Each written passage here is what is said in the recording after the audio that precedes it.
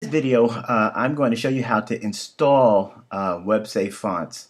All right, so the first thing what we're going to do is we're going to find the font that we want. In this case, we're going to type in Franklin Gothic because that's one of the fonts that's going to be used on this project. So I'll type in Franklin Gothic and I'll say Find Font. Now, as you can see, it found Franklin Gothic. This is great. So what I want to do now is I'm going to click on Franklin Gothic, and then it's going to take me to another screen where I can now select the font formats that I need in order for this thing to work in Adobe Muse. So what I'll do is I'll scroll down, all right, and you can see I can see the entire alphabet right here, and then off to the side you can see the downloadable formats. All right, so in this case we really need four formats. All right, we need the .otf, SVG, EOT, and WOFF. We need those four. So I'm going to click off on the two that are right there, the at font face and the true type, and I'm going to click on OTF, SVG, EOT, and then WOFF. And then I'll say download. Now at this point, what it's going to do is going to, you get to this screen right here, and typically what you want to do is you need to credit the author. But since this is just an exercise, we're going to skip that. But if you were downloading from this site on your own, you would have to follow these instructions to credit the author. So you can click any one of these three buttons right here. We'll say download. All right, and what it's going to do, it's going to download a zipped archive into our download folder. All right, and then we're going to proceed once we get it downloaded on our desktop. Now, let me say this. We can get rid of this. We don't need this anymore. All right, and we can get rid of this because we have what we need. So now, here's the deal. Let me just move this down so you can see. I'm going to move this down right here. I'm going to go to my desktop, and I'm working on the Mac side. I'm sure it's a little different on the PC. I'm not sure how that works on the PC, but I'm on the Mac side. I'm going to go to my download folder. All right. I'm going to pull out this zipped archive right here, double click on it, and let's take a look and see what's in this folder. So when we open up the folder, we see Franklin Gothic right here. We open that up, and you can see here's the EOT, the OTF, the SVG, and the WOFF. Now, I've already installed the OTF. You need to install the OTF first, all right, so that this way, it'll be in your system. I already installed it because I have 861 open fonts in my system, so it would take a while, so I took the liberty to expedite matters. I've already installed OTF.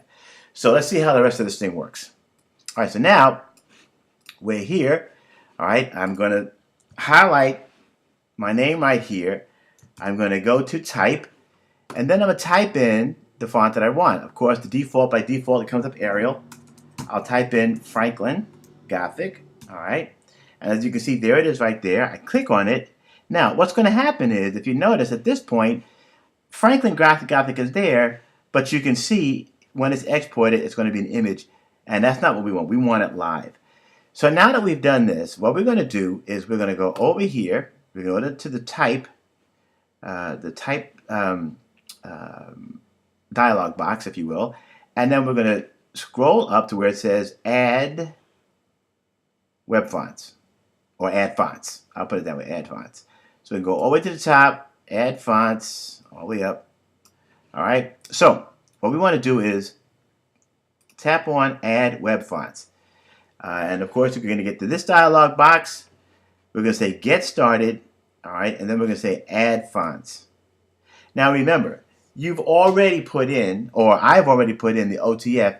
So now it's asking me for the WOFF, the EOT, and the SVG. So what I'm going to do right now is I'm going to go over to my folder. I'm going to select those three missing file formats, the EOT, the SVG, and the WOFF. Click and drag it right onto this little page right here, this little dialog box. I'm going to click here to affirm so that I can move forward. I'll say continue.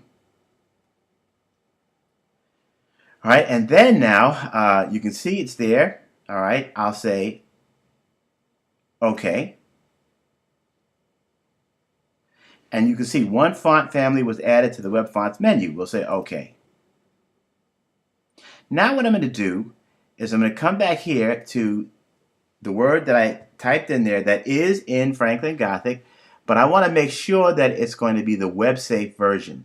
So once I click on this, I will type in again Franklin Gothic and see what my options are. And there it is right there. Where you see this arrow pointing up right here, that's the web-safe version that I need. So I click on this, all right, and as you can see, what it's done is, and it's right now it looks like it's a bold version of Franklin Gothic. So let's say, for example, let's see if I have any other options here. Did it bring in the whole family? I don't think it did, but we'll see what happens. Let me see. I'm going to go all the way up here to the top to Franklin Gothic. All right. Let's see. Franklin Gothic right here. I click on this. And let's see if I have any other options. It doesn't look like I do. Let's see if I do. Let me see if I can take the bold off of this. Maybe I do. It said it added in a font family. No. So I just got the Franklin Gothic bold. So basically you would have to download the one that you want. All right. And as you can see, it put it in there as live text. All right. And if I push it out live,